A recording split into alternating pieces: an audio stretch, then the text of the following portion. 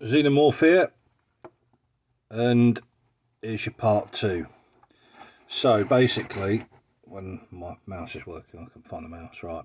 So basically, we have the file, so which is there and says it's non-supported. So right, here's all the files.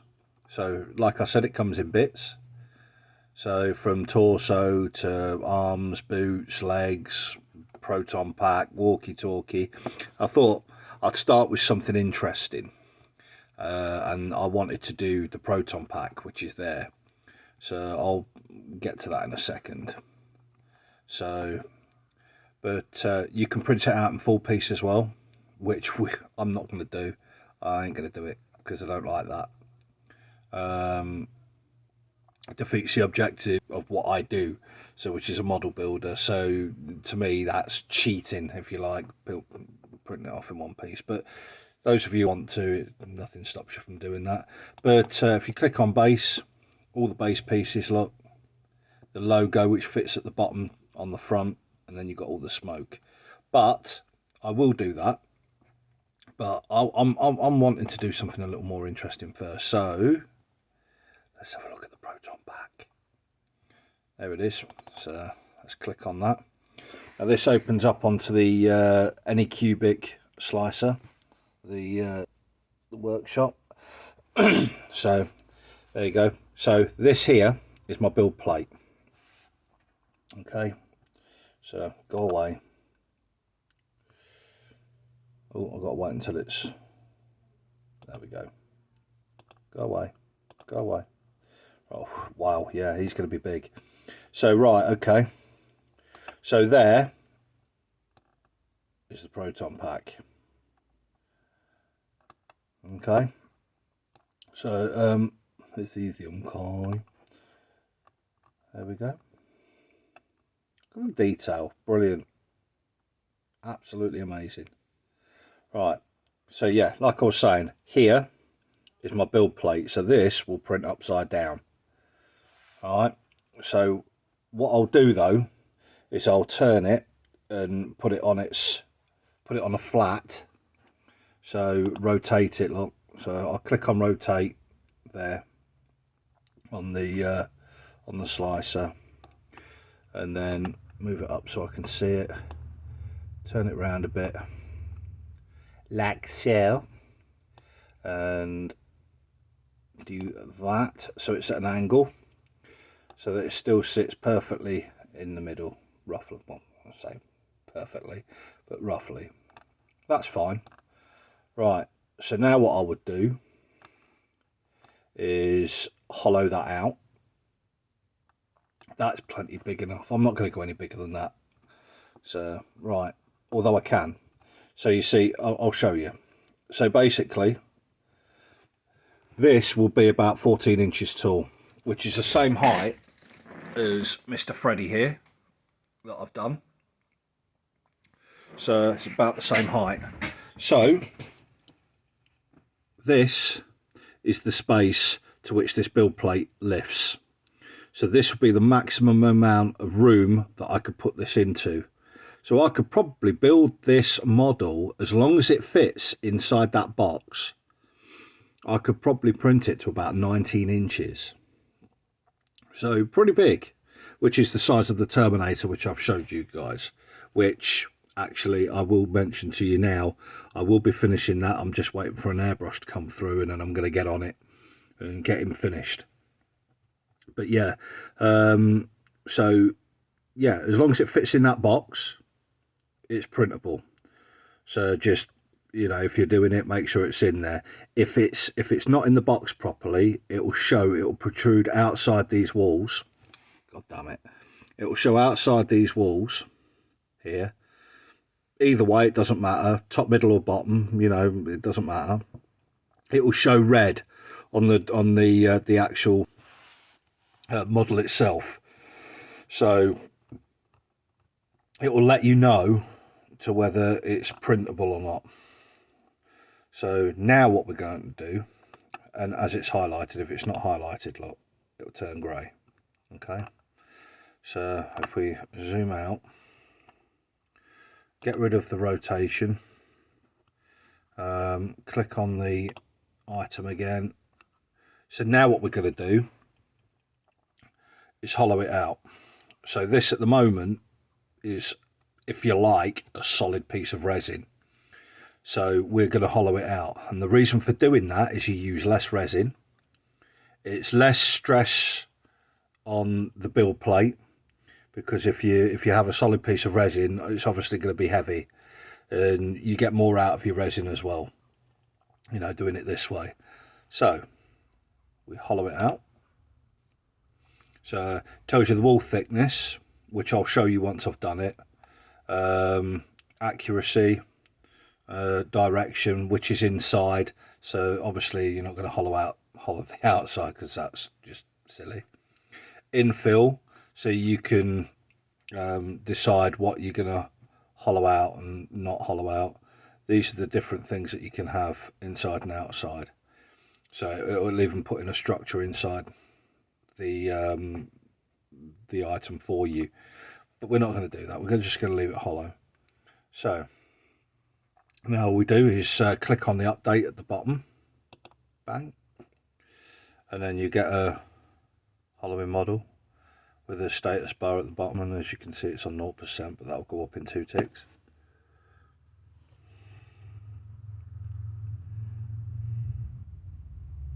Here it goes, 10%.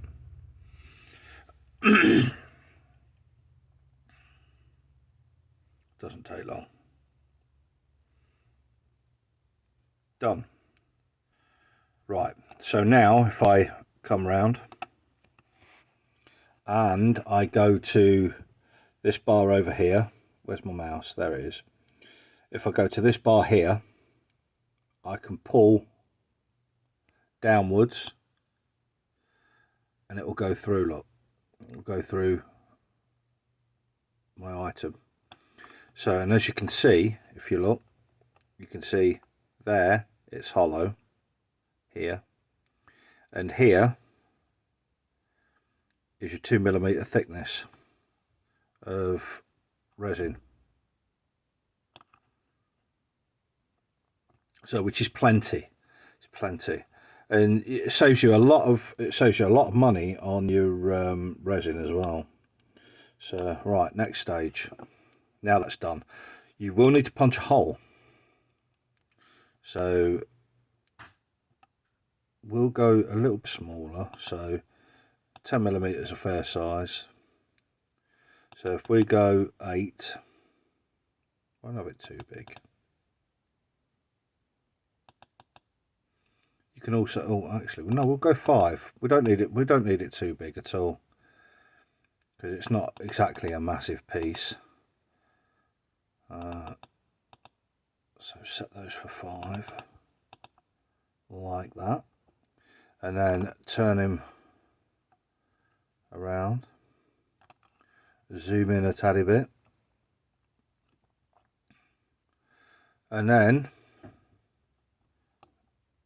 in fact we'll get him up like that a bit more, and then we'll click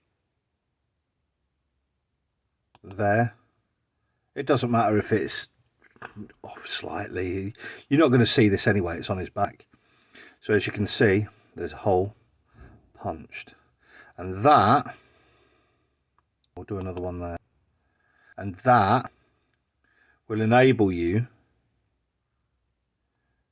fail to add hole, it's probably because it's solid there. So I'll tell you what we'll do another one. You can go away, you're doing my nutting. We'll do another one just next to it. There we go. Right, the reason for this is because you've got a hollow piece now, your piece will fill with resin for obvious reasons. You know, you've got it hollow, it's sat in a vat of resin, so it will have resin at the end of the print inside, so you need something for it to drain out of. So that's why you put in those. If you don't Please remember this, guys, because this will destroy your models if you leave resin inside. Your model, over time, if you leave the resin inside, it will crack or split. That you don't want. So it will split the model.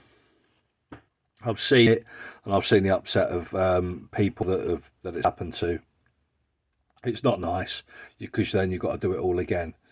So yeah, be sure to punch holes as well when you wash it out. Fill it with the alcohol or water, whichever type of resin you're using, and just give it a good rinse out, because you don't want that stuff in there. So anyway, now for the next part is your support. So make sure it's highlighted again. We're going to go light supports and then generate automatic supports. I don't need to mess with it. It will do it all itself. So there we go. The bigger the piece, by the way, the longer it will take to put in those supports. This one shouldn't take a minute. So if I was doing a base with you, then it'd take ages, and then you get bored. I'd get bored. So I mean, we're at 11 minutes already, but it's nearly done. So this is the last bit. There's 2 little bits to do, but I can talk you through that. I'm not going to do it at the moment. I'm going to save the piece and then print it later. 50%. See what I mean? It just takes a little minute, but this is a small piece, so it don't take long. But at least you guys are learning from this, the way I do it. I mean, if you are an experienced 3D printer, I'm saying anything wrong, I'm not doing it correctly, please put it in the comments. Bit of constructive criticism. I'm not against that. So let me know. Let me know. So 59.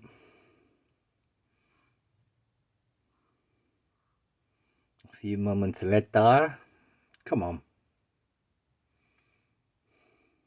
Today. It'll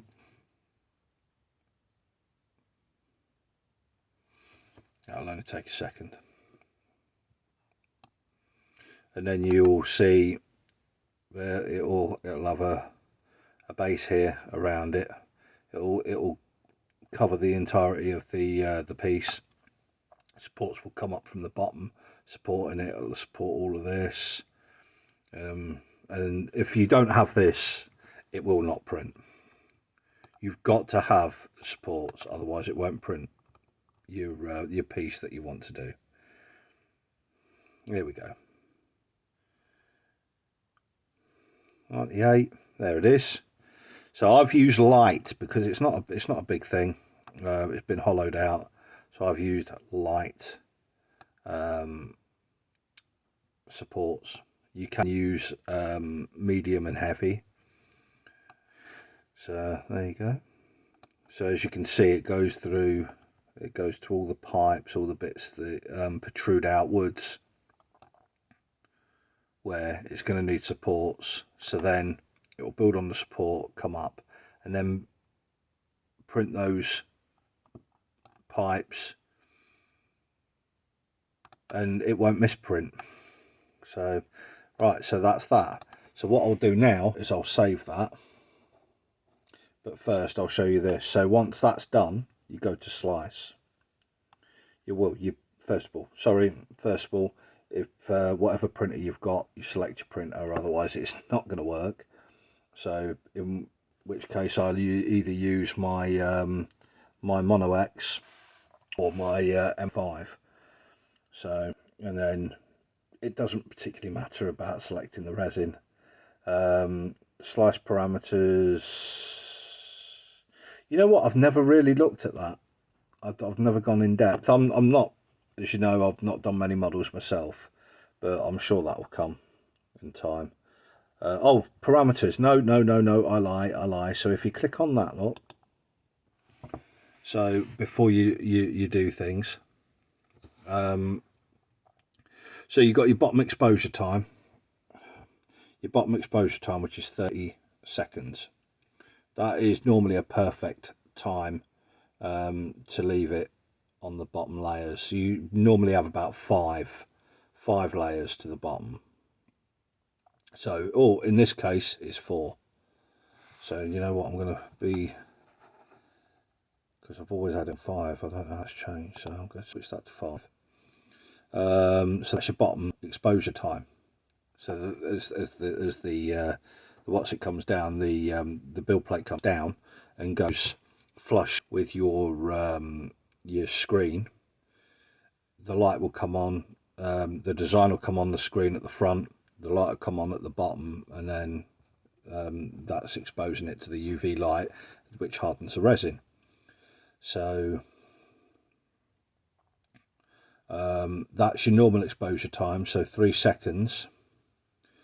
So that is your normal build. So once those bottom layers are done and it's building up on those supports, which is the first point of call it comes to, it will start doing it for 3 seconds. So your exposure time is 3 seconds, and then that's you start your print, and it will go like that all the way through. Your layer thickness, that's basically your detail. So the larger you have the layers, as well, the more exposure time you are going to need. This is your lift speed. So lift in millimeters, you know what, I'm going to have that a bit higher. Lift speed, so it's 2 millimeters a second. If you have that on too quick, you could end up ripping your FEP sheet, because you'll hear as the build plate pulls up, you'll hear like a ripping sound. Don't be too worried about it. It'll sound like Velcro as it pulls up. So that's your layers being stuck to the FEP sheet. But if you have it on slow enough and you have it like 2 millimeters a second, that is. So as that comes up, it's not going too quick, so it pulls it up slowly. You have it on too quick, it can rip your FEP sheet, and it can also rip your layer, or your bottom layer, off of the build plate. That's not good. So, and room temperature somewhat makes a difference as well, that I've found. So at least 20 degrees, which it is in here, 20 degrees. That's perfect. So there we go. So if we leave it at that and then slice, but I'm going to save, and I'll come back to it and print it out later. Alright guys, I hope this helps anyway, if you're thinking of getting into it, or you are doing it and you're having problems. So if you are still having problems, put a comment in the comments below, and I'll see if I can help you the best as I can. So, and we'll try and sort out any problems that you're having. Alright guys, have a good one. Take care for now. Bye bye.